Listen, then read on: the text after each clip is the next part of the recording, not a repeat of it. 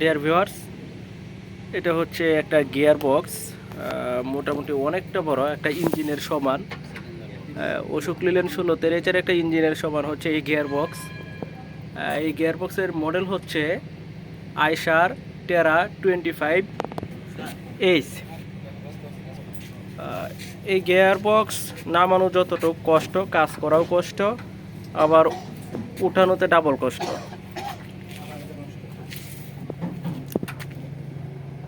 এই হচ্ছে gear box. এইখানে ভিতরে কাজ করা হচ্ছে, ক্লাসের কাজ করা হবে।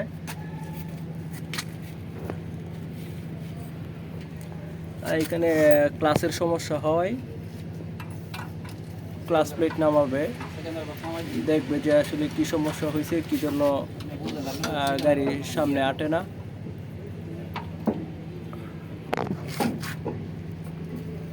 এই যে ক্লাসের কাজ করতেছে বা ক্লাস নামাবে আমাদের মুন্না।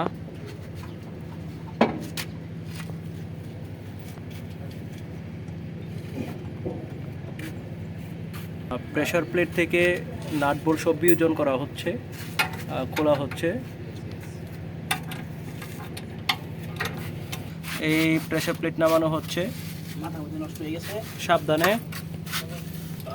এটা ক্লাস প্লেটও দেখা যাচ্ছে। ক্লাস প্লেট কি হয়েছিল নাকি?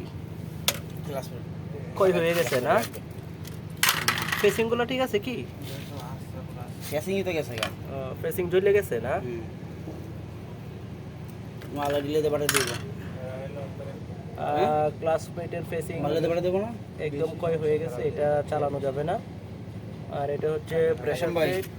এই প্রেসার প্লেট কি লেদে দেওয়া লাগবে? প্রেসার প্লেট ফেল দিনো প্রেসার প্লেট লেদে দেওয়া লাগবে। এখন আমার জন্য আয়রন ঠিক আছে, আয়রন আপনার জন্য হ্যাঁ? ভালো হইছে, পুড়ে গেছে। এটা হচ্ছে fly wheel iron. Leather polish খুলতে হবে। এই ফ্লাই হুইল আয়রন এটাও খুলতে হবে, এটাও লেদে পাঠানো লাগবে। কারণ সারফেস করে তারপরে ইউজ করা যাবে, তবে আমাদের ক্লাস প্লেটটা চেঞ্জ করে দিতে হবে।